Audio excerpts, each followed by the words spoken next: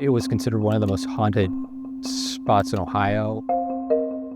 People were caught sneaking into the property from as far away as like Scotland. There was this sort of draw. At times, I had my own doubts that we could transform this to a place that people would want to live to. What do you think now? I am totally convinced that people want to live here. If you grew up 30 miles north of Cincinnati, you probably knew about this abandoned site, a looming factory built in the early 1900s and left vacant for more than 50 years, tucked away in the woods alongside the Little Miami River. It was the stuff of legend. So I played soccer for the high school. We would just run up and down that bike trail and look at the building. My dad would take me to school every morning. We would come down by this building every day. And he had so many names for it. You know, like he had like the powder factory, or during Halloween, he would say like, ooh, there's the haunted factory. Oh, it was definitely falling apart. Yeah, broken windows. It's hard to adequately describe the mess that was here. That building was always a piece of my memories.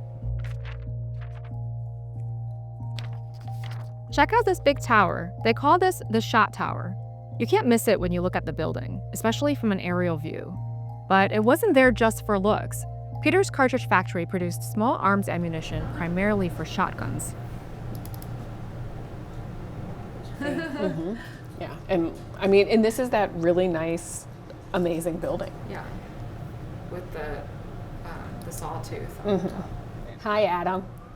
Hey, Abby. All right. What's going on here? So what's going on here? So these are, I assume, are shot falls.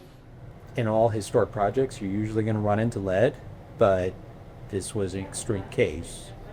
Obviously, we found these all over the site. Shot is the little pellets go into shotgun shells. They would hoist molten lead up to the top of that tower out there.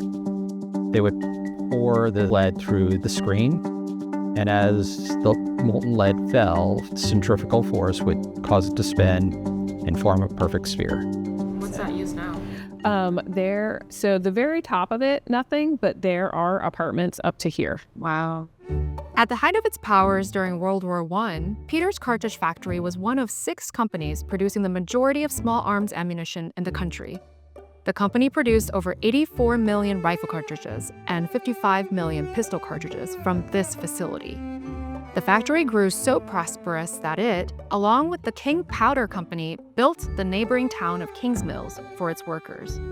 That era obviously has ended, but the factory remains as a vestige of the past. So it was a source of pride because of the history, but also kind of a source of angst because of the decaying nature. In 2012, it was declared by EPA as a Superfund site. And so the DuPont company, they were basically charged to have to clean up that site. It was then able to come to Blue Hill Sean to get started on their redevelopment and adaptive reuse, and that started around 2017.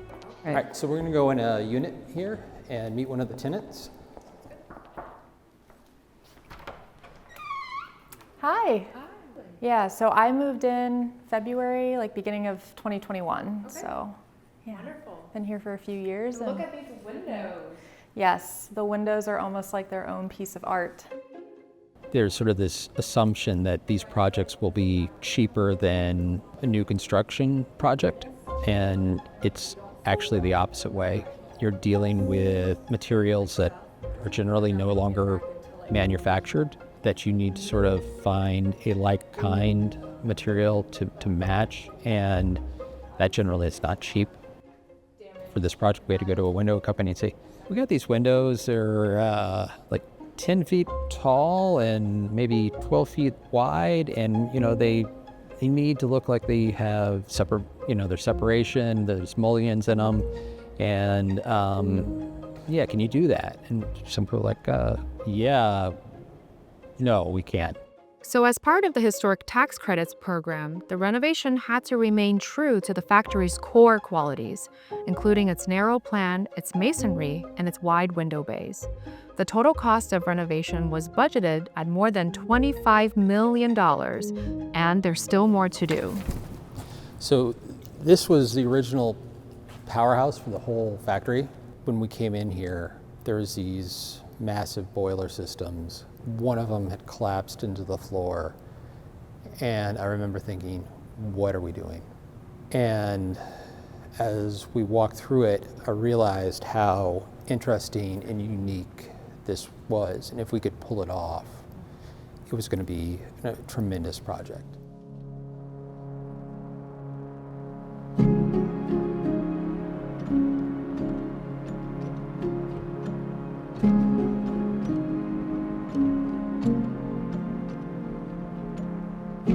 So now it's almost kind of flipped. So where it was a place where people worked, now it's where people spend the other amount of their time, which is now a home. Think of how much history, this building has seen. And now it's seeing a separate part of history, which is me, like living here, and talking to you. A building doesn't have one life, it has many lives. And when you can go in and breathe a new life into a building, that's a tremendous accomplishment for the community, for the people that live in the community, and for the people that come to live in the community. And who knows where it's going to be in 40 years or 60 years or 100 years. I hope it's still here. And if it is, that's just such a story to tell.